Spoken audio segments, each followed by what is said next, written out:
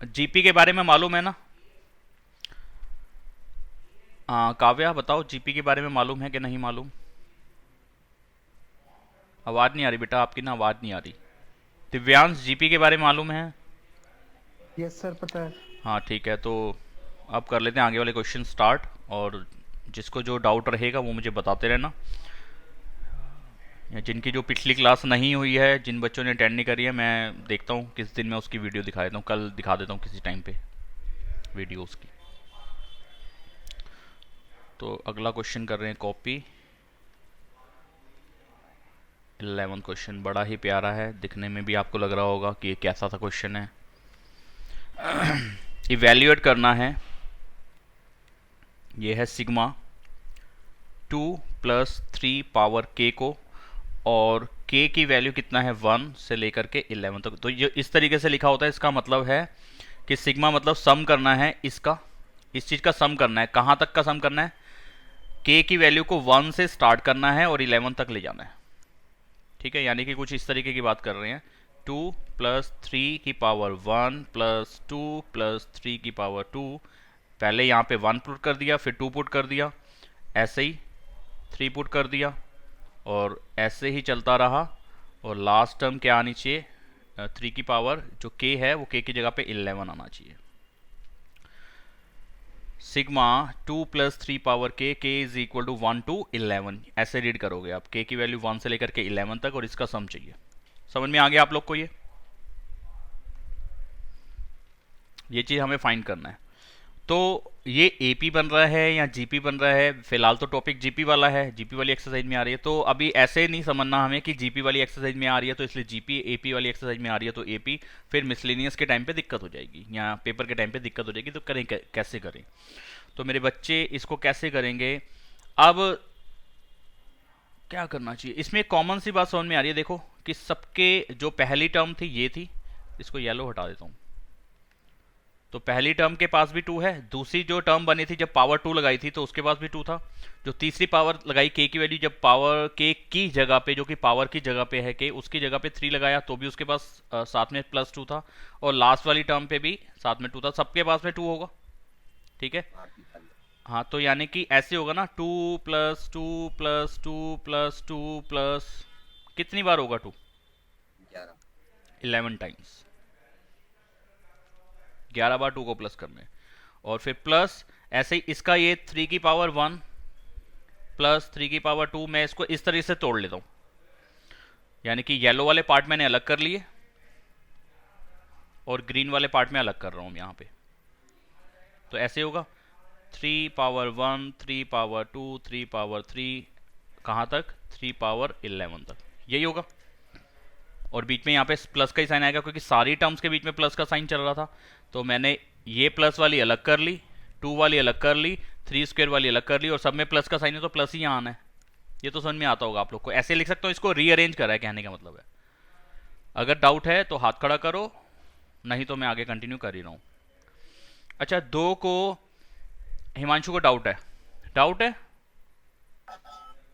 हिमांशु? समझ आ गया। अच्छा, तो 2 को अगर 11 बार प्लस करोगे तो क्या आएगा? यार ये बार बार ये हिल जाता है।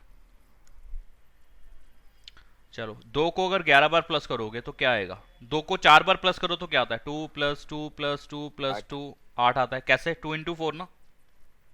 तो जितनी बार था उतनी बार उसको मल्टीप्लाई कर दिया, 2 को उससे मल्टीप्लाई कर दिया जितनी बार 2 था। ऐसे 2 11 बार अगर प्लस करोगे तो ऐसे लिख सकता हूँ 2 11 से मल्टीप्लाई कर दो तो आंसर वही आएगा। 2 को 11 बार प्लस करो या 11 को 2 से मल्टीप्लाई कर दो, एक ही रिजल्ट आएगा। कह सकता हूँ? Yes sir. चलिए, इसका भी रिजल्ट हमें मिल गया कि 2 को जब यस कह सकते हो। जब 2 को मैं 11 बार प्लस करूंगा तो 22 आ जाएगा, 11 × 2। ठीक है। और ये वाला देखना, ग्रीन वाला पार्ट, जी। ये जीपी बन रहा है। यानी कि ये ऐसे है 3 + 3 स्क्वायर + 3 क्यूब। तो हर बार पहली टर्म से दूसरी टर्म में जाने के लिए, या दूसरी से तीसरी टर्म में आने के लिए, या तीसरी से चौथी टर्म में आने के लिए हर बार 3 से मल्टीप्लाई करना पड़ रहा है। 3 को 3 से मल्टीप्लाई करा 3 स्क्वायर, 3 स्क्वायर को फिर 3 से मल्टीप्लाई करा 3 क्यूब, और 3 क्यूब को फिर 3 से मल्टीप्लाई करोगे तो अगली वाली टर्म आ जाएगी 3 पावर 4। ऐसे ही चलता रहेगा जब तक कि 3 11 ना आ जाए। 3 पावर 11, तो इन सब का सम करना है।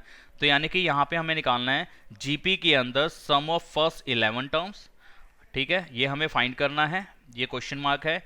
यहाँ पे a है हमारे पास 3 और कॉमन रेशियो जिसको हम r लिखते हैं वो है 3। बोलो ये वाली बात समझ में आती है क्या नहीं आती इस ग्रीन वाले पार्ट के लिए? यस सर आ गई। ठीक है जी, जब इससे काम कर देते हैं तो 2 इंटू 11 आया 22। और यहाँ पे जीपी के अंदर एसएन का रूल लगाते हैं। जीपी के अंदर एसएन का रूल है, क्या रूल है मैं तो भूल गया। अरे यार मार्कर बार बार दिक्कत दे रहा है। ए आर एन माइनस वन, ठीक है। ए कितना है, फर्स्ट टर्म कितना है जी 3, आर कितना है कॉमन रेशियो वो भी 3, इसकी पावर एन, एन कितना है 11 टर्म का सम करना है इसलिए 11 माइनस में 1 अपॉन में 3 माइनस 1, यही बनेगा। इसका अगला स्टेप क्या आ जाएगा, 22 का तो 22 रहा, 3 का 3 रहा, 3 की पावर 11 माइनस 1। चलो ऐसा करते हैं 3 से इसको खोल देते हैं।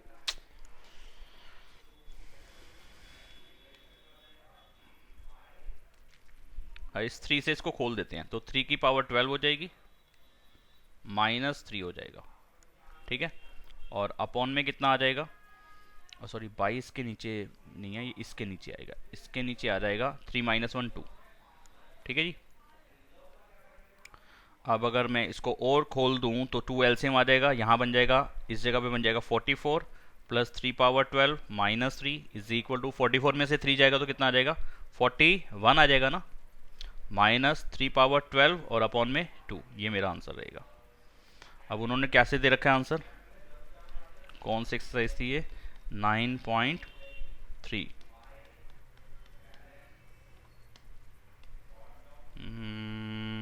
कौन सा है ये, उन्होंने उस फॉर्म में छोड़ा हुआ है 11 माइनस 1 3/2 प्लस 22, मैंने पूरा एलसीएम लेके लिख दिया आगे तक, उन्होंने इस फॉर्म में छोड़ा हुआ आंसर।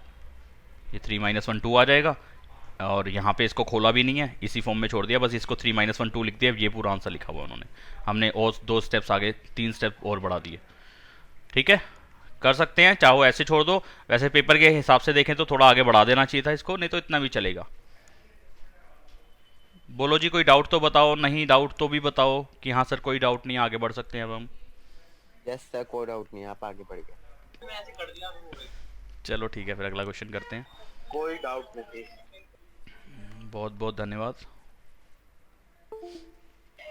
एक सेकंड रुको यार, ये बार बार ना इसका पॉइंटर हिल रहा है, इसका जो जैक होता है ना जहाँ पे चार्जिंग पॉइंट लगता है, इसका पावर का जो केबल है वो हिल रही है इसकी।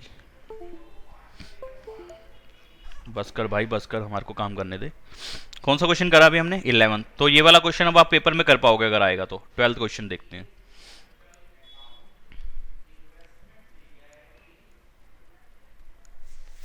The sum of the first 3 terms of a GP, एक जीपी की फर्स्ट 3 टर्म्स का जो सम है 39/10 है, एंड देयर प्रोडक्ट इज 1। अच्छा, find the common ratio and the terms, terms को भी फाइंड करना है, कॉमन रेशियो को भी फाइंड करना है। जीपी की फर्स्ट 3 टर्म्स का सम दे रखा है। अच्छा, तो पहली 3 टर्म का सम है तो ऐसे लिख सकता हूं इसको, A plus A R plus A R square. पहली 3 टर्म ऐसी बनेगी, फर्स्ट सेकंड थर्ड, इन तीनों का सम कितना है 39/11, ठीक है। फिर उन तीनों का प्रोडक्ट भी दे रखा है। अब क्योंकि प्रोडक्ट की भी बात थी और सम की भी बात थी, तो सम में तो आप कह सकते थे कि सर S3 का फॉर्मूला लगा दो, ए आर की पावर 3 माइनस 1 आर माइनस 1, ये वाला फॉर्मूला लगा दो। हाँ ठीक बात है, लेकिन ए नहीं मालूम, आर नहीं मालूम, चलो ए और आर की फॉर्म में छोड़ दिया। तो इससे क्या बनेगा आगे, क्या करेंगे आगे, इस तरीके से बढ़ाने से बेटर है कि इस तरीके से बढ़ाओ। फिर आगे देखो क्या देखा, उन तीनों टर्म्स की प्रोडक्ट। अब सम का तो रूल हमारे पास दे रखा है, जीपी की 3 टर्म्स का सम डायरेक्टली सम कितना आएगा वो हमें मालूम है, इस रूल से आ जाएगा। लेकिन 3 टर्म्स का प्रोडक्ट जो 1 दे रखा है वो कैसे निकालेंगे, उसका तो कोई फॉर्मूला नहीं है, उसके लिए तो मुझे तीनों टर्म लिखनी ही पड़ेंगी। ए इंटू ए आर स्क्वायर, इन तीनों का प्रोडक्ट 1 है। ये वाला जो सेकंड वाला पार्ट है ये तो मुझे पूरा इस तरीके से ही लिखना पड़ेगा, तो फर्स्ट वाले को भी मैंने उसी तरीके से लिख दिया, क्योंकि प्रोडक्ट में तो कोई रूल है ही नहीं। तो अब यहाँ से और यहाँ से हम कैसे काम कर सकते हैं, जरा इस वाले रूल को लेने की यहाँ जरूरत नहीं रहेगी, क्योंकि कम टर्म है और कम टर्म का ही प्रोडक्ट भी दे रखा है, तो प्रोडक्ट में तो कोई रूल है नहीं हमारे पास। तो अब इसकी प्रोडक्ट अगर आप करो तो कितना आएगा देखो sir. Yes, AR into AR square 1। तो मैंने लिखा तो है A into A R into A cube और I क्यूब बन गया ना। नहीं वो बन तो गया, लेकिन टर्म तो यही होगी ना। फर्स्ट टर्म जीपी की ऐसे यस लिखेंगे, सर। सेकंड टर्म ऐसे लिखेंगे, थर्ड टर्म ऐसे लिखेंगे। तो तीनों टर्म का जो प्रोडक्ट है वो वन है। तो जीपी जो है वो इसी तरीके से लिखा जाता है ना, first term, second term, third term.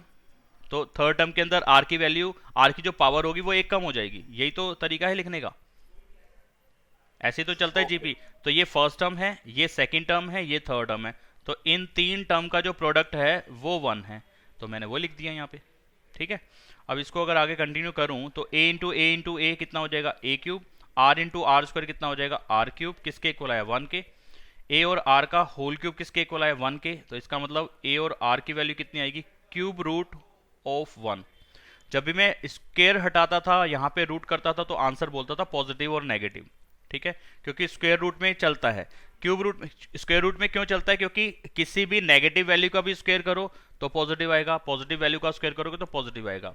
लेकिन ए आर का होल क्यूब मुझे प्लस का वन लाना है, तो ए आर का जब क्यूब रूट करूंगा तो यहाँ पे प्लस माइनस नहीं लिख दूंगा, क्योंकि प्लस वाली वैल्यू को जब पावर 3 करोगे तो आंसर पॉजिटिव आएगा, लेकिन नेगेटिव वैल्यू की पावर 3 करोगे तो आंसर नेगेटिव आएगा। क्या तुम्हें माइनस का वन चाहिए था, नहीं चाहिए था। इसलिए इसके आंसर में प्लस माइनस मत लगा देना यहाँ पे, कि हमेशा कहो कि रूट जब भी लगाना है प्लस और माइनस लगाना है। वो स्क्वायर रूट पे चलेगा, फोर्थ रूट पे चलेगा, सिक्स रूट पे चलेगा, एट्थ रूट पे चलेगा, यानी कि इवन रूट पे चलेगा। इवन रूट पे चलेगा, यानी कि इवन मतलब ये वाली वैल्यू, जैसे बोलते हैं फोर्थ रूट, तो फोर्थ रूट को ऐसे लिखा जाएगा, फिफ्थ रूट ऐसे लिखा जाएगा, सिक्स रूट ऐसे लिखा जाएगा, क्यूब रूट ऐसे लिखा जाएगा, और स्क्वायर रूट खाली लिख देते ऐसे, होता यहाँ पे टू था। तो जब भी स्क्वायर रूट किसी चीज का सोल्व करोगे तो प्लस माइनस आएगा, क्यूब रूट में सिर्फ प्लस आएगा। अगर आपका पॉजिटिव वैल्यू है तो प्लस का वैल्यू आएगा, अगर वो नेगेटिव है तो वो नेगेटिव आएगी। ठीक है, कहने का मतलब ये है।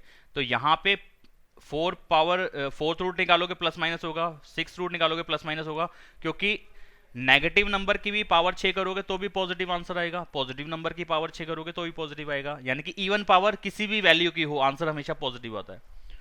ठीक है, इसलिए यहाँ पे प्लस माइनस का साइन मत लगा देना क्यूब रूट के टाइम पे। तो ए और आर का जो वैल्यू आएगा वो सिर्फ वन आ जाएगा, cube root of one. One का क्यूब रूट कितना होगा, वन। लेकिन प्लस और माइनस का साइन मत लगाना, ध्यान रखना इस बात का। तो ए और आर की मल्टीप्लाई आएगी यहाँ पे वन इस क्वेश्चन के लिए। ठीक है, तो आप अब क्वेश्चन को जैसे मर्जी ले जाओ। किसकी वैल्यू कहाँ पे रिप्लेस करना अच्छा रहेगा, ए की वैल्यू निकाल के रिप्लेस करूं या आर की वैल्यू निकाल के रिप्लेस करूं।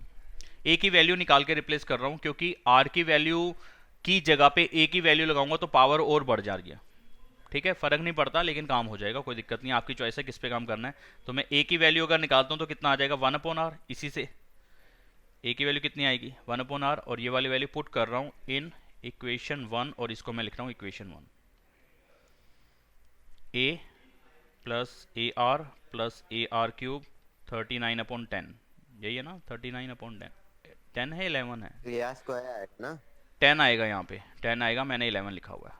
कहाँ पे आएगा स्क्वायर, हाँ यहाँ पे आएगा स्क्वायर।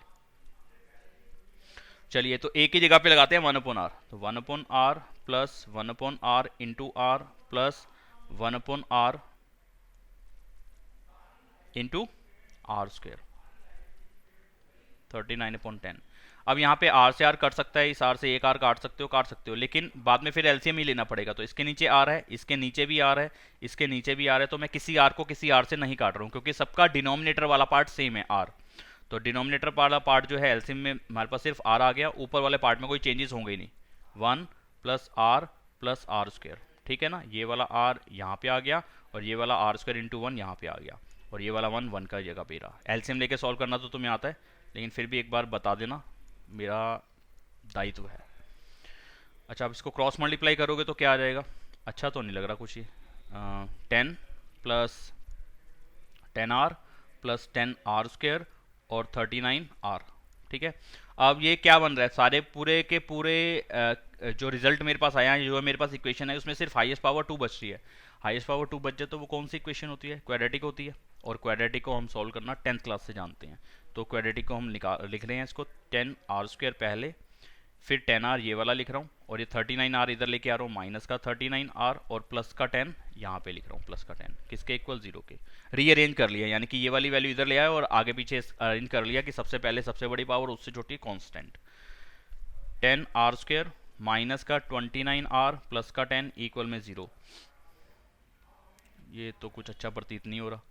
मल्टीप्लाई करके 2504 2504 25 और 4 की मल्टीप्लाई 100, और 25 और 4 प्लस करोगे तो 29। हाँ ठीक है, नहीं तो मैं क्वाड्रेटिक फार्मूला यूज़ कर लेता, वही जो 10th क्लास में क्वाड्रेटिक फार्मूला था ना, जो अल्फा और बीटा करके लिखते थे कि डी निकाल लिया बी स्क्वायर माइनस 4 इसी से, फिर अल्फा और बीटा की वैल्यूज होती थी माइनस का b plus minus root d upon 2a, ये अल्फा और बीटा कंबाइन रिजल्ट आ जाता था, तो वहाँ पे वो यूज़ कर लेता। अगर मेरे को फैक्टर समझ नहीं आ गया तो मैं फैक्टर वाले मेथड से कर लेता हूँ जो मुझे बता ही दिया।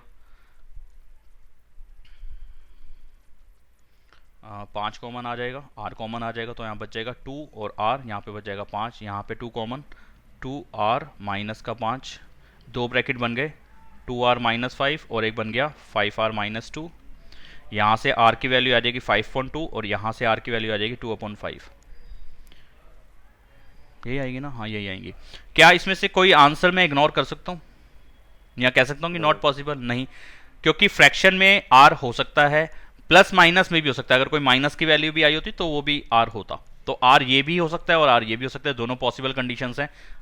और कोई ऐसा क्वेश्चन में दिया नहीं हुआ कि मैं इसको किसी वजह से इग्नोर कर सकूं, कोई मेरे पास वजह ही नहीं है। तो r की वैल्यू है 5.2, तो दोनों ही पॉसिबल केसेस है r के लिए। तो यहाँ पे मैं ऐसे लिख दूंगा, if r is equal to 5.2 then terms r, जो टर्म्स बनेगी वो बनेगी देन पहले तो a फाइंड करूंगा ना, देन a, पहले मैं a फाइंड कर लेता हूं। तो a के लिए तो मैंने ऊपर लिखा ही हुआ, देखो a की वैल्यू, a और r का रिजल्ट कितना था, a और r का प्रोडक्ट था 1, a की वैल्यू थी 1 अपॉन में r, 1 को r से डिवाइड कर दो तो a की वैल्यू होगी 1 डिवाइडेड बाय r, यानी कि 1 को डिवाइड कर दो 5.2 से, तो अगला स्टेप क्या बनेगा इसका, 2/5। अगला स्टेप क्या बनेगा भाई, ऐसे लिखा ना, 1 को डिवाइड कर दिया 5.2 से, तो डिवाइड का क्या हो जाएगा, मल्टीप्लाई, और इसका रेसिप्रोकल हो जाएगा, तो 2/5 हो जाएगा। तो 2/5 आ गया। तो यानी कि जब r की वैल्यू 5.2 थी तो उस टाइम पे a की वैल्यू कितनी मिल गई, 2/5। तो टर्म्स बन जाएंगे यहाँ पे, टर्म्स r, पहली जो जीपी की जो 3 टर्म्स थी वो थी, मैं लिख रहा हूँ ऊपर से देख के, a आर और a r स्क्वायर, ठीक है। तो a आ गया इसके अंदर 2/5, जो अगली वैल्यू बनेगी सेकंड टर्म बनेगी a और r की मल्टीप्लाई होगी, मैं लिख रहा हूँ 2/5। अगर मैं कुछ गलत लिख दूँ तो जरूर बताना मुझे, 2/5 इंटू 5.2, और जो उससे अगली वैल्यू बनेगी 2/5 इंटू 5.2 की पावर 2 बनेगी। अच्छा जी, क्या कैलकुलेशन आती है, 2/5, 2 से 2 कट गया, 5 से 5 कट गया 1, और यहाँ पे सोल्व करोगे तो एक 5.2 से एक 2/5 कट जाएगा, ऐसे ही होगा ना ये, 2/5 इंटू 5.2 इंटू 5.2, तो 2 से 2 कट गया, 5 से 5 कट गया, तो कितना आया, 5.2 आया। तो इस टाइम पे जीपी ये बना एक तरीके से, या टर्म्स ये बनी, जब a की वैल्यू को तुमने 2/5 लिखा और r की वैल्यू को 5.2 लिखा। अच्छा, मेरे पास r का तो दूसरा केस भी है, तो r की दूसरे केस पे भी काम करना पड़ेगा।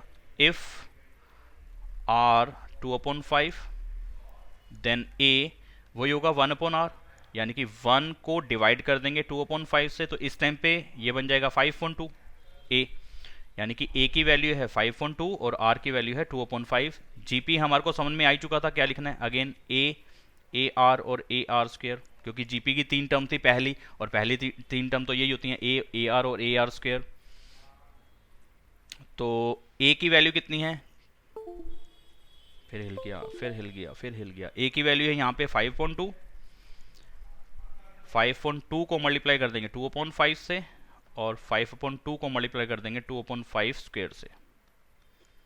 ये कॉमा है यहाँ पे भी कॉमा है, तो ये आया 5.2, और यहाँ पे 5 से 5 कट गया, 2 से 2 कट गया, यहाँ पे आया 1, और यहाँ पे आप देख रहे हैं 5 से 5 कट रहा है, 2 से 2 कट रहा है, मेरे पास बच रहा है 2/5। तो ये जीपी, तो आप देखो दोनों ही केसेस में टर्म्स तो सेम ही है, जो टर्म्स है वो सेम है, बस उल्टा और सीधे का फर्क पड़ रहा है, यानी कि ये आगे से पीछे चल रहा है, वो पीछे से आगे उल्टा करके लिख रखा है। तो तीनों टर्म सेम ही आई हैं, लेकिन लिखने का तरीका अलग हो गया, ये जीपी अलग बना, वो जीपी अलग बना, और क्योंकि इसका फर्स्ट टर्म और आर अलग है, उसका फर्स्ट टर्म और आर अलग है। बोलो बात समझ में आई कि नहीं आई? तो मेरे पास जो टर्म्स बनी ना, वो ये 3 ही टर्म्स बनी, 2 बार लिख के दिखाना चाहो दिखा सकते हो, लेकिन जीपी के हिसाब से 2 अलग अलग जीपी बने, लेकिन टर्म्स के हिसाब से वही 3 टर्म्स ही हैं, टर्म्स ये 3 ही हैं, जीपी अलग अलग बने हैं। तो ये तरीका है इस क्वेश्चन को करने का। अगर कोई डाउट है तो पूछ सकते हो, नहीं तो मैं अगला क्वेश्चन करा दूं आपको। समझ में आया सभी को? हाथ खड़ा कर दो जिसको समझ में आया है।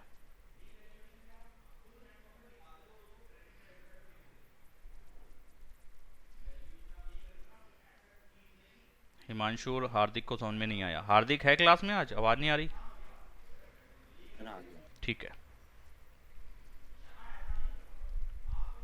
क्वेश्चन नंबर 13, यहाँ पे इन्होंने बोला how many terms of GP 3 square 3 cube. अभी इस टाइप के जीपी पे हमने पहले भी काम किया है, जहाँ पे वो 2 11 टाइम्स था, प्लस कर रहे थे यहाँ पे। नीडी टू गिव द सम 120। तो यहाँ पे कह रहा है 3 स्क्वायर 3 क्यूब, ऐसे कितनी टर्म्स लूँ कि उन सारी टर्म्स का जो सम है वो 120 बन जाए। तो नंबर ऑफ टर्म्स बतानी है, तो टर्म्स का काउंट बताना है कितनी टर्म्स होंगी, तो वो n टर्म्स मान लिया। यानी कि यहाँ पे कोई टर्म थी an वाली पोजीशन पे, और यहाँ तक की जो भी टर्म्स बन रही हैं इन सब का सम हमें मिल रहा है 120। इस पे n निकालना है कितना है। तो अकॉर्डिंग टू क्वेश्चन जो a है वो है 3, और जो r है, r क्यों? क्योंकि आपको समझ में आ रहा है कि 3 स्क्वायर 3 क्यूब है, तो पावर बढ़ती जा रही है ना, तो ये जीपी है, सीधी सी बात है। पहली टर्म 3 थी, उससे अगली टर्म को 3 से मल्टीप्लाई करा, बन गई। उससे अगली टर्म बनानी है तो फिर से 3 से मल्टीप्लाई करा दिया। तो जब भी मल्टीप्लाई हम किसी को कराते जाते हैं और अगली टर्म लिखते जाते हैं तो वो जीपी होता है। ठीक है, तो r की वैल्यू कितनी आ गई यहाँ पे? 3 आ रही है, 3 से ही मल्टीप्लाई करना पड़ रहा है बार बार। ठीक है, नंबर ऑफ टर्म्स हमें नहीं मालूम, एस एन की वैल्यू आपने 120 दे रखी है। एस एन किस में? जीपी के अंदर। ठीक है, तो जीपी के एस एन की जो रूल है जीपी के अंदर वो है ए r power n minus one r minus one, ये 120 के इक्वल है। ए की वैल्यू को लगा देता हूँ मैं 3 स्क्वायर, और स्क्वायर क्यों लिख रहा हूँ भाई मैं? 3 power n minus one upon में 3 माइनस वन। ठीक है, पूरा प्रॉपर दिखा दिया आपको लिख के। तो 3 power n minus one upon में, या ऐसा करते हैं, ये चलो पूरा पहले कैलकुलेशन कर देते हैं। 3 माइनस 1 2 आ गया, किसके इक्वल? 120 के इक्वल। अब अगले स्टेप में क्या हो जाएगा? 3 पावर n माइनस 1 किसके इक्वल? 120, और ये 3/2 जो था यहाँ पे, ये मल्टीप्लाई हो रहा था, इधर जाके डिवाइड में हो जाएगा, यानी कि इसका रेसिप्रोकल हो जाएगा। 2 ऊपर चला जाएगा, 3 नीचे आ जाएगा। तो अगला स्टेप बन जाएगा 3 power n minus 1 is equal to 40 और 2 की मल्टीप्लाई 80, माइनस का एक उधर जाएगा, +1 हो जाएगा, यानी कि अगले स्टेप में बन जाएगा 3 की पावर n 81 के इक्वल। माइनस का 1 उधर गया, प्लस का 1 हो गया। अब बेसिस, यानी कि ये पावर वाली फॉर्म आ रही है और पावर में किसी की वैल्यू निकालनी है। जब भी इस टाइप का क्वेश्चन रहेगा, या बेस निकालना हो या पावर निकालनी हो, अगर पावर में कन्वर्ट होता जा रहा है क्वेश्चन, जैसे कि x की पावर y a की पावर b, ऐसे कोई फॉर्म बन रही है, तो या तो मुझे ये x वाली वैल्यू निकालनी होगी या मुझे y वाली वैल्यू निकालनी होगी, पावर निकालनी होगी या बेस निकालना होगा। जब भी इस टाइप की कंडीशन बनेगी तो हमें एक काम करना है, दोनों साइड पे या तो बेसिस सेम करो या फिर पावर सेम करो। जब बेस निकालना होगा तो पावर सेम करनी पड़ेगी, जब पावर निकालना होगा, पावर वाला पार्ट मिसिंग होगा, तो बेस इक्वल कराने होंगे। बस सीधी सी बात है। तो यहाँ पे 81 को क्या मैं 3 की पावर में लिख सकता हूँ? हाँ, 3 के टेबल में 81 आता है। कितने पे? 3 या 9 या 27 और 81। ठीक है, 4 बार, यानी कि 3 को 4 बार मल्टीप्लाई करूंगा तो 81 आ जाएगा। तो इसका सीधा सा मतलब ये हो गया ना कि n की जगह पे 4 लिखा होना चाहिए।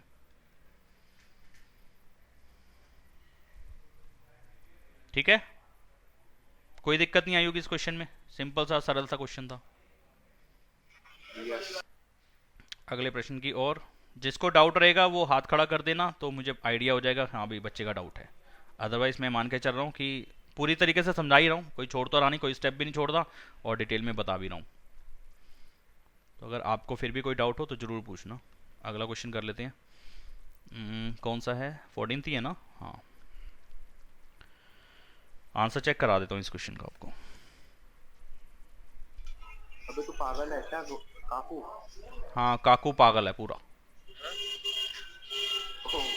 सॉरी। तो यहाँ पे 13 क्वेश्चन का आंसर, वहां पे देखो उन्होंने दे रखा है टर्म्स जो है वो या तो ये है या ये है, इस तरीके से। तो जब हमें टर्म्स बतानी होती है ना, तो ये मेरा दोनों लिखने की जरूरत नहीं थी।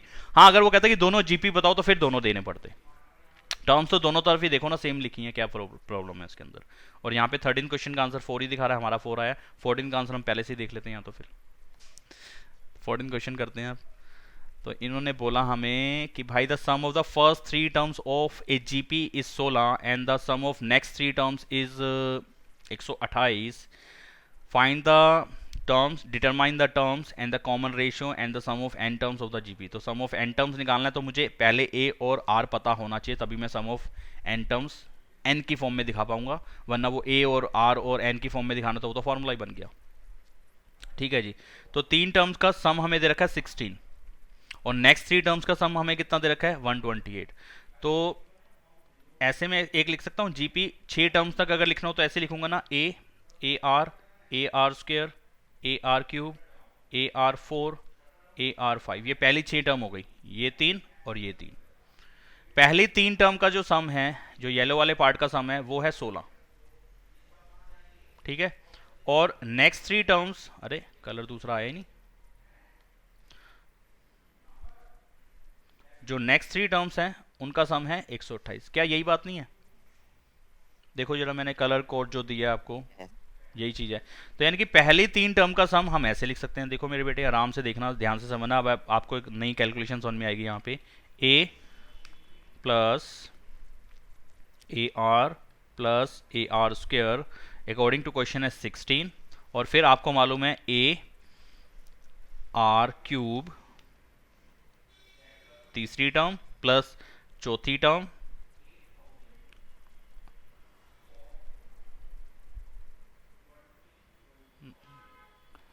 सॉरी चौथी टर्म, पांचवी टर्म और छठी टर्म, मैं गलत बोल गया था।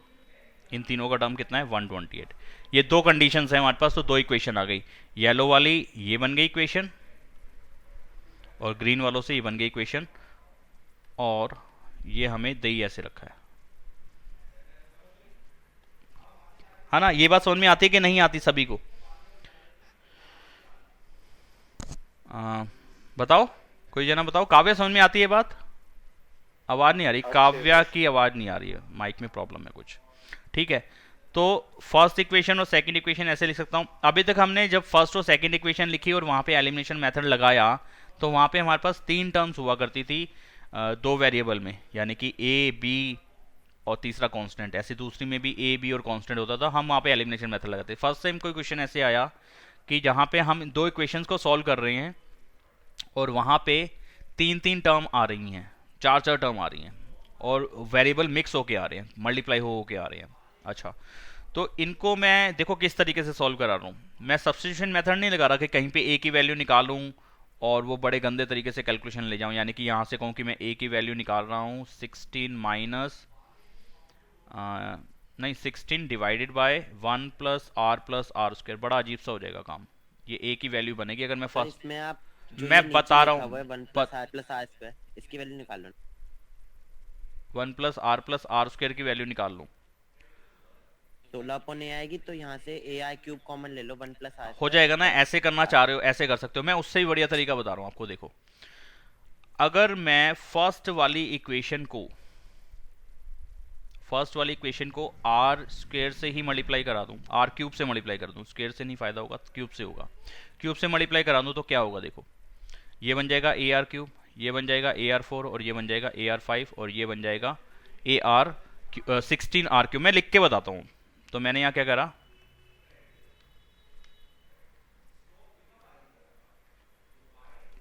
Equation 1 is multiply by r cube. ठीक है। तो फर्स्ट इक्वेशन को मैं मल्टीप्लाई करा रहा हूं आर क्यूब से, तो क्या होगा देखो, अब यहां लिख भी देता हूं, आर क्यूब से मल्टीप्लाई करा रहा हूं। इसके बाद लिखना चाहिए था, वैसे पहले लिख के ये नहीं लिखना था, लेकिन समझाते टाइम मैं आपको बता रहा हूं कि आर क्यूब आ जाएगा, फिर नेक्स्ट स्टेप पे मैं इरेज कर दूंगा इस चीज को। आर क्यूब से मल्टीप्लाई करा रहा हूं, तो इक्वेशन 1 पूरी को मल्टीप्लाई कराना होगा क्योंकि स्टेटमेंट में ये दिया है। तो क्या हो रहा है देखो, उससे क्या होगा, ए आर क्यूब हो जाएगा, ए आर पावर 4 हो जाएगा, ए आर पावर 5 हो जाएगा, क्योंकि आर की पावर 3 है, आर की पावर 3 को 2 से मल्टीप्लाई करूंगा तो आर की पावर 5 आ जाएगी, ए का ए रहेगा। लेकिन आर क्यूब अब 16 से भी तो मल्टीप्लाई होगा, तो 16 आर क्यूब हो जाएगा। ये फर्स्ट इक्वेशन को जब मैं आर क्यूब से मल्टीप्लाई करा दूंगा तो ये बनेगा। ये देख लो पहले, समझ में आती है बात क्या नहीं आती?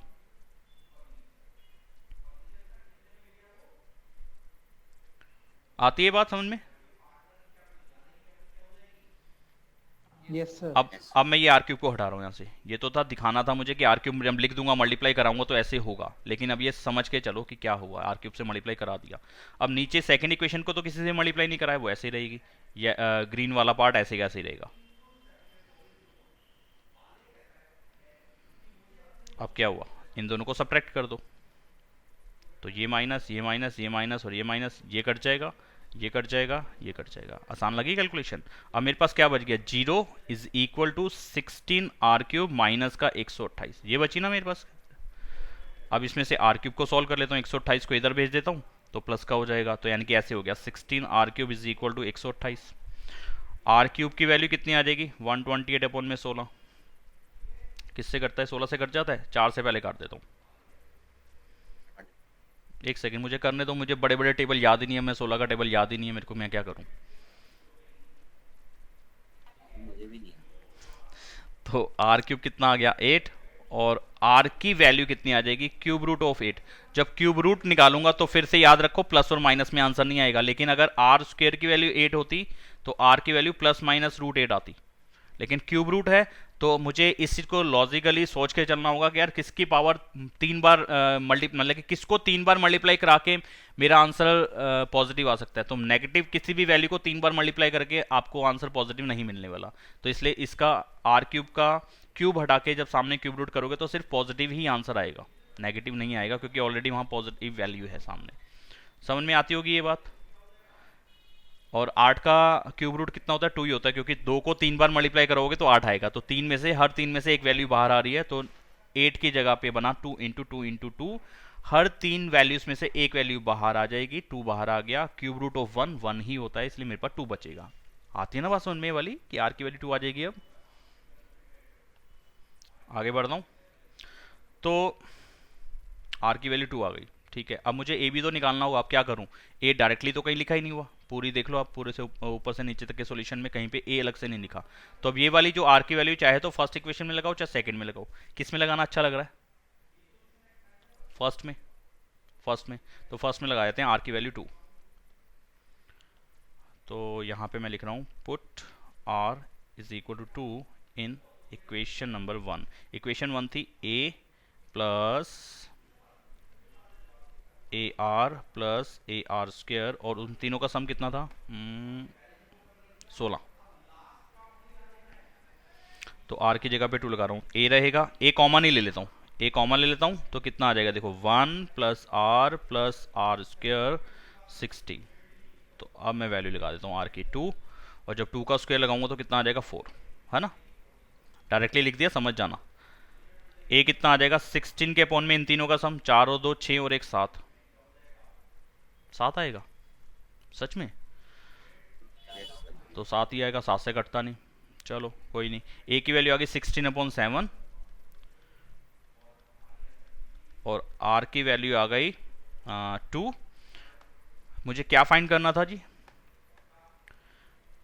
डिटरमाइन द फर्स्ट टर्म निकाल लिया, कॉमन रेशियो निकाल लिया, सम ऑफ एन टर्म्स निकालना है, एन टर्म्स, तो सम ऑफ एन टर्म्स का फॉर्मूला लिखते हैं, क्या है, एस एन का फॉर्मूला है ए r power n minus 1 upon में r minus 1।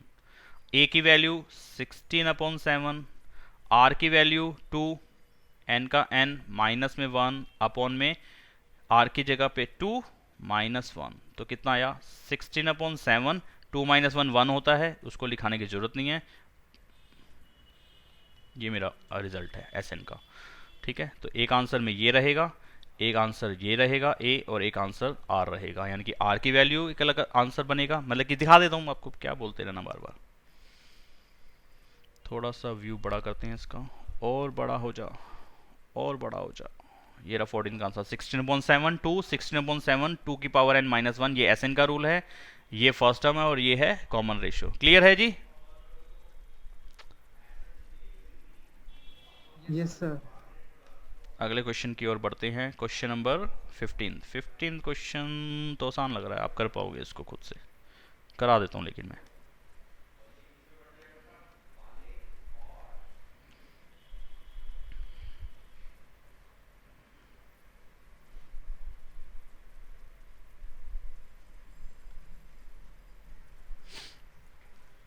Given A GP with ए 729, एक जीपी दिया है जिसका जो फर्स्ट टर्म है वो है 729, ओके, फर्स्ट टर्म 729 है, और seventh term first second third fourth fifth six seventh term is 64।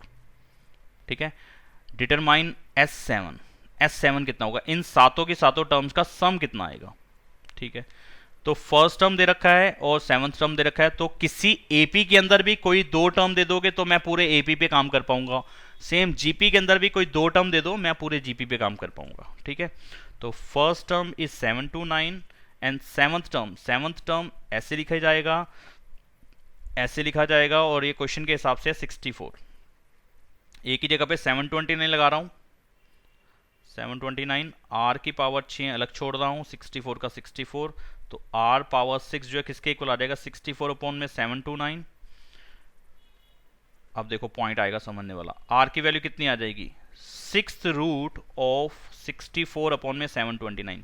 एक तो जो 6th रूट है, क्यूब रूट है, 4th रूट है, वो लिखना भी बच्चे गलत करते हैं। अगर मैं इसको ऐसे लिख के आ गया फौरन से गलत है, ये नंबर कटेंगे यहाँ पे, टीचर नंबर काटेगा, भले ही आगे की कैलकुलेशन आपने ठीक लिखी हो, लेकिन ये आपने गलत दिखा दिया। इसका मतलब है 6 multiply by square root of x, जो भी चीज़ है यहाँ पे 6th रूट लिखना है तो रूट के इस जगह पे आपने लिखना है, वो इससे बाहर नहीं जंप करा देना। तो ये हो जाएगा 6 मल्टीप्लाई बाय 6 रूट ऑफ, अगर यहाँ पे 6 लिखा ही नहीं तो इसका मतलब हो गया 6 मल्टीप्लाई हो रहा है किसी स्क्वायर रूट से, किसी के स्क्वायर रूट से। अगर वो x है तो x के स्क्वायर रूट से 6 मल्टीप्लाई हो रहा है। यार ये बात समझ में आ रही है कि नहीं आ रही, बताओ आप। भाई हमें लिखना तो आना चाहिए ना, क्योंकि बच्चों की गलती हो जाती है, ये उनको मालूम ही नहीं होता क्योंकि किसी ने बताया नहीं है, तो भैया बच्चे गलत लिख के आ सकते हैं, उनको क्या पता कि क्या है ये। आप समझा दिया तो उनको दिमाग में रहेगा यार यहाँ पे लिखना अलग चीज है और बाहर लिखना एक अलग चीज है। तो अपने को लिखना आना चाहिए कि किसका क्या मतलब होता है, कैसे लिखे होने का क्या मतलब होता है, कैसे उसको पढ़ा जाता है और कैसे उसको लिखा जाता है। ठीक है, तो अब मैं जब 6th रूट निकालूंगा, जब भी किसी का कोई सा भी रूट निकालना हो, तो अगर वो इवन है तो वो आंसर पॉजिटिव और नेगेटिव आ सकता है, क्योंकि वही बात आ गई, किस नंबर को 6 बार मल्टीप्लाई करूं, किसी नंबर को अगर 6 बार मल्टीप्लाई करूं तो मेरे को प्लस का 64 अपॉन में 729 मिले, तो प्लस के नंबर को भी 6 बार मल्टीप्लाई करोगे तो मिल सकता है, और माइनस वाले उस सेम नंबर को मल्टीप्लाई करोगे तो भी मिल सकता है। जैसे कि 8 की बात करूं, 8 बनाना है तो 2 को 3 बार मल्टीप्लाई करूंगा तो भी 8 आएगा, और माइनस के 2 को 3 बार मल्टीप्लाई करूंगा तो भी 8 आएगा। लेकिन यहाँ तो माइनस का आएगा ना, 4 पावर पे बताना चाहिए, 4 पावर पे बताता हूँ, गलत बता गया थोड़ा सा मैं। अगर ये 16 की बात करते तो 16 2 को 4 बार मल्टीप्लाई करा तो 16 आया, और माइनस के 2 को 4 बार मल्टीप्लाई करूंगा तो भी 16 आएगा, लेकिन माइनस और प्लस से फर्क नहीं पड़ा इस पे। लेकिन वही क्यूब रूट की बात करते तो अगर मुझे 8 चाहिए तो 2 को 3 बार मल्टीप्लाई करके तो मुझे 8 मिल जाएगा, लेकिन माइनस के 2 को 3 बार मल्टीप्लाई करके मुझे माइनस का 8 मिलता है, प्लस का 8 नहीं मिलता। तो ये दोनों सेम नहीं है, ये दोनों सेम है। ठीक है, तो इसलिए माइनस वाले आंसर यहाँ नहीं लिए जाएंगे, प्लस वाले ले सकते हैं। यहाँ पे प्लस वाले और माइनस वाले दोनों वैलिड है।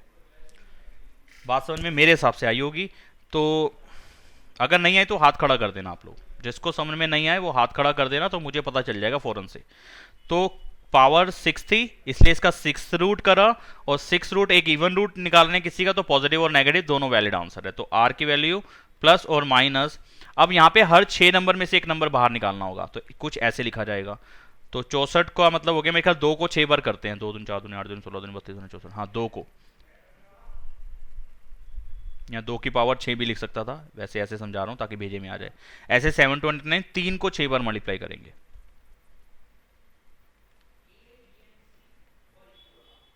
हो गया 6 बार। तो हर 6 नंबर में से एक नंबर बाहर, हर 6 नंबर में से नीचे भी एक नंबर बाहर, तो मेरे को आर की वैल्यू मिल जाएगी प्लस माइनस 2 अपॉन में 3। बात समझ में आई?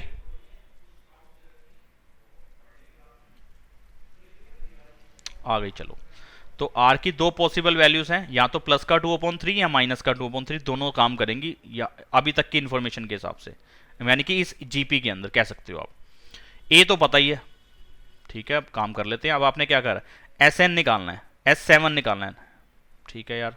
तो S7 मेरे पास 2 बन सकते हैं, इसका मतलब S7 निकालना है, तो रूल कहता है A R power n-1 upon में R-1। लेकिन अब थोड़ा सा ध्यान देना कि n जो है यहाँ पे एक बार है 2/3, एक बार है -2/3, और दोनों ही केसेस में जो जो r है, कॉमन रेशियो है, वो दोनों ही बार 2/3 या 2/3 का मतलब है 1 से कम है, 1 से छोटा है, क्योंकि 2 को 3 से जब डिवाइड करोगे तो 0 पॉइंट कुछ आने वाला है, तो 0 पॉइंट कुछ जो भी आ रहा है वो 1 से छोटा है। जब भी एक से छोटा नंबर होगा तो यहाँ पे इस फॉर्मूले में 1 को पहले लिखना है, आर की पावर एन को पीछे ले जाना है। 1 को पहले लिखना है, आर की पावर एन को पीछे ले जाना है। वो कैसे करा हमने काम? क्योंकि अगर मैं इसी तरीके से बढ़ाऊंगा तो मुझे एक जगह पे माइनस कॉमन लेके दिखाना पड़ेगा, तो मैं फॉर्मूले में ही चेंज कर लेता हूँ ना। यहाँ पे मैंने क्या करा, माइनस का साइन कॉमन ले लिया ऊपर से, तो क्या हो जाएगा, ए 1 पॉजिटिव हो जाएगा और आर की पावर एन नेगेटिव हो जाएगा। और ऐसे ही नीचे से मैंने माइनस का 1 कॉमन ले लिया तो 1 माइनस आर हो जाएगा, इससे कट जाएगा। तो इस टाइम पे मैं फॉर्मूला ये वाला याद रख सकता हूँ। ठीक है, तो मुझे ऐसे याद रखना है, जब भी आर की वैल्यू फ्रैक्शन में है ना, और फ्रैक्शन को सॉल्व करके मेरे को पता चल रहा है कि ये वाला आंसर 0 से छोटा आने वाला है, सॉरी 1 से छोटा आने वाला है, तो यहाँ पे मुझे ये वाला दूसरे वाला रूल याद रखना चाहिए, माइनस कॉमन लेके लेने वाला, रखने वाला। ठीक है ना, सही समझ में आ रहा है कि नहीं आ रहा?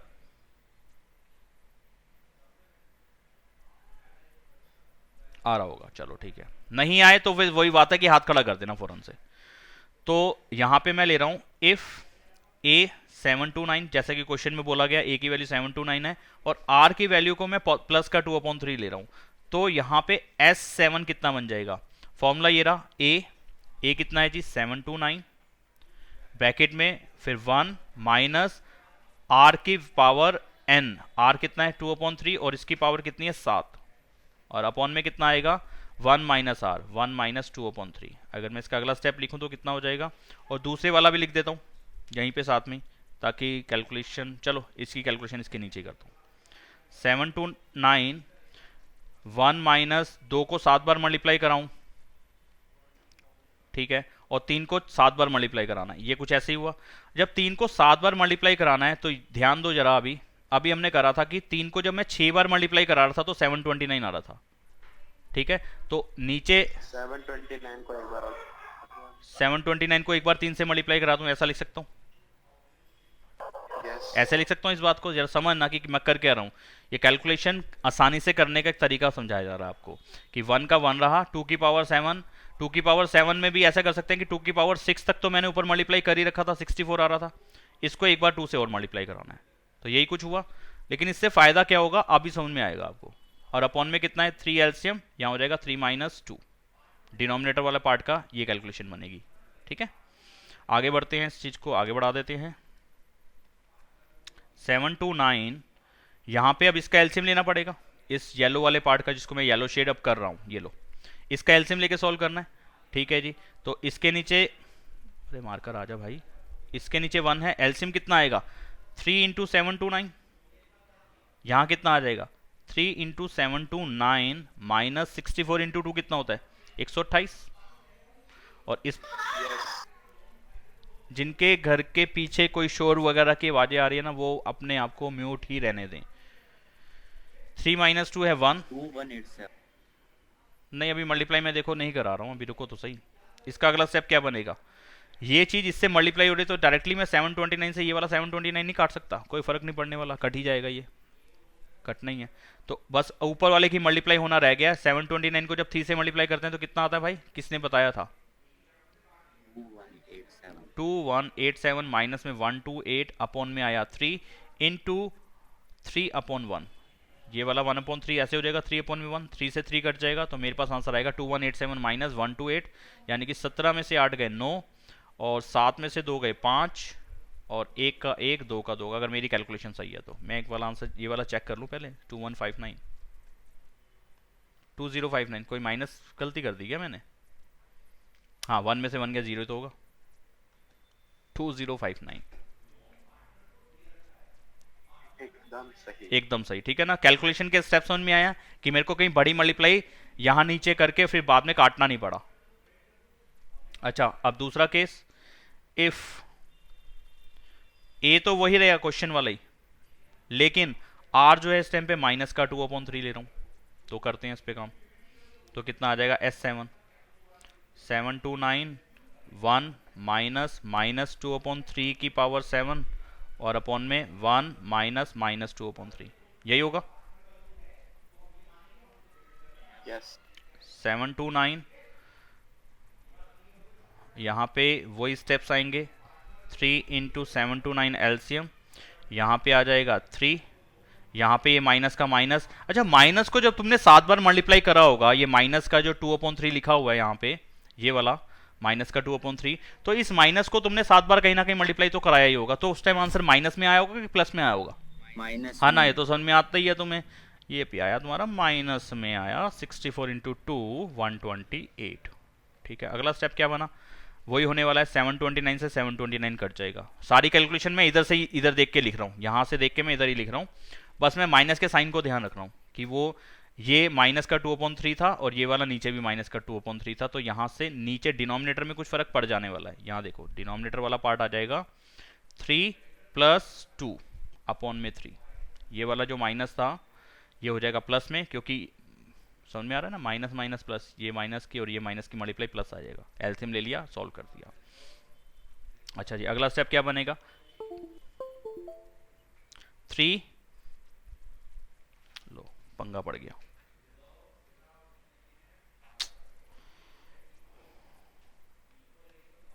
अब लिख ही नहीं रहा है पेन, अब वेट करना पड़ेगा, लिखेगा कब अब ये।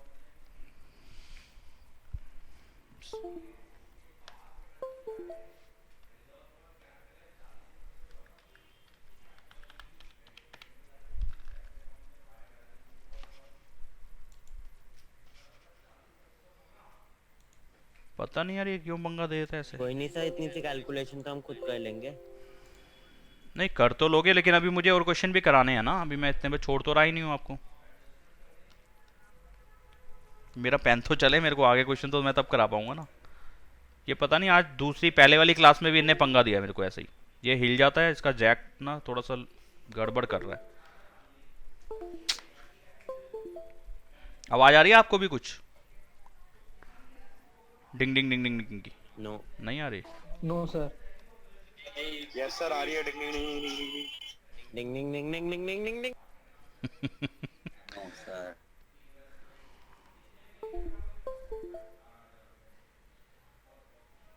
सर आप अभी बहुत सारे स्तंभ कराओगे। अभी कहाँ तक हुए थे हमारे ये? शायद 16 तक होगा। शायद 16। चल कोई नहीं सर, पेन नहीं चल रहा तो आज की क्लास यहीं पे समाप्त कर देते हैं। नहीं नहीं, 1 मिनट रुको आप। बहुत बढ़िया।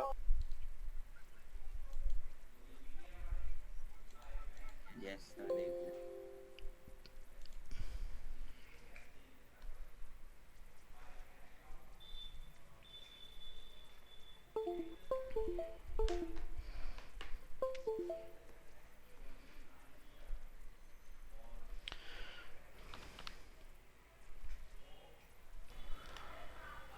हाँ जी, तो यहाँ पे क्या हुआ, कैलकुलेशन के स्टेप्स क्या थे? ये समझ में आया था कि 3 + 2 कहाँ से आया था? आया था, चलो। तो यहाँ पे बन गया 3 माइनस माइनस प्लस, नहीं यहाँ पे कितना आया था, 3 इंटू 729, यहाँ पे आना चाहिए था ना, 3 इंटू 729। तो 3 इंटू 729 वही चीज़ आ जाएगी, 2187 माइनस माइनस प्लस हो जाएगा, यहाँ पे 128 अपॉन में आया 3 इंटू 3 ऊपर चला गया, और ये 3 + 2 कितना आया 5, ये नीचे आ जाएगा। 3 से 3 कट गया। यहाँ पे माइनस नहीं करना, यहाँ पे प्लस करना पड़ेगा इसको। ये आया 15, 5, 8 और 2 10 और 1 11, 1 और 1 2 और 1 3, 2 का 2 रहा और नीचे आया 5, और ये 5 से कट जाएगा, आपको समझ में आता है। तो 5 और 4 की मल्टीप्लाई 20, 5 और 6 की मल्टीप्लाई 30 और 5 और 3 की मल्टीप्लाई 15, अगर मैंने सही करा है तो। तो ये आया 463। चेक कर लूँ आंसर, 463। तो सर पास करते हैं। एक सेकेंड, यहाँ पे अगर फर्स्ट टर्म 729 हो, सेवंथ टर्म 64 हो, तो यहाँ पे S7 इन 7 टर्म का जो सम है वो कितना बन सकता है? या तो वो बन सकता है 2059, या बन सकता है 463, क्योंकि यहाँ पे कॉमन रेशो में फर्क आ गया। एक बार कॉमन रेशो प्लस के साइन के साथ मल्टीप्लाई हो रही थी, और एक बार कॉमन रेशो जो थी वो माइनस के साइन के साथ थी। तो वो माइनस की टर्म्स बनती चली जाएंगी आगे की, कुछ टर्म माइनस की, कुछ टर्म प्लस की, कुछ टर्म माइनस की, कुछ टर्म प्लस की। ठीक है ना? आ रही है बात समझ में क्या नहीं आ रही? क्योंकि देखो यहाँ पे पहली टर्म है 729, जब तुमने आर की वैल्यू को प्लस का लगाया तो दूसरी टर्म आ गई तुम्हारी पॉजिटिव, जब तुमने आर की वैल्यू नेगेटिव लगाई तो दूसरी टर्म सेम आई लेकिन वो नेगेटिव साइन के साथ आई। ठीक है, तो जब प्लस वाली आर की वैल्यू लगाओगे तो सारी की सारी टर्म्स यहाँ पे तुम्हारी प्लस आएंगी, लेकिन जब आर की वैल्यू नेगेटिव लगाओगे तो सेकंड टर्म नेगेटिव आएगी, थर्ड टर्म जो होगी वो आर स्क्वायर के साथ आएगी, इसलिए पॉजिटिव आएगी। जब मैं आर की वैल्यू को नेगेटिव लूंगा, यहां देखो मैं समझा रहा हूं, जब मैं आर की वैल्यू को नेगेटिव लूंगा, आर जब नेगेटिव होगा तो जो सेकंड टर्म है वो नेगेटिव आएगी, फोर्थ टर्म है वो नेगेटिव आएगी, थर्ड टर्म पॉजिटिव आएगी, फिफ्थ टर्म पॉजिटिव, उससे अगली वाली टर्म नेगेटिव, इस तरीके से काम चलेगा यहाँ पे। तो कुछ टर्म प्लस की आएंगी, कुछ टर्म माइनस की आएंगी, तो इन सब का जो सम होगा वो इन सारी टर्म को जब मैं प्लस करूंगा तो मेरा आंसर जो है वो पहले वाले जो सारी टर्म को प्लस करके आ रहा था उससे छोटा ही बनेगा, क्योंकि उसमें कुछ टर्म नेगेटिव भी हैं।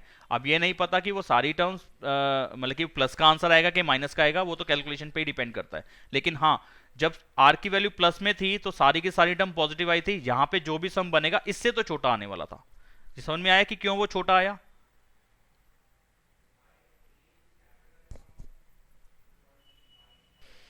हाँ बेटा, तो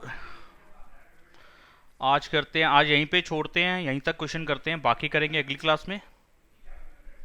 ठीक है, आप सारे जने इन क्वेश्चंस को रिपीट कर लेना, किस किस टाइप के क्वेश्चन थे आज आप देख लो। ठीक है, पीडीएफ आपको मिली जाएगी, ये सारे क्वेश्चन आप करना, रिपीट करना, बाकी करेंगे अगली क्लास में। तब तक के लिए बाय बाय।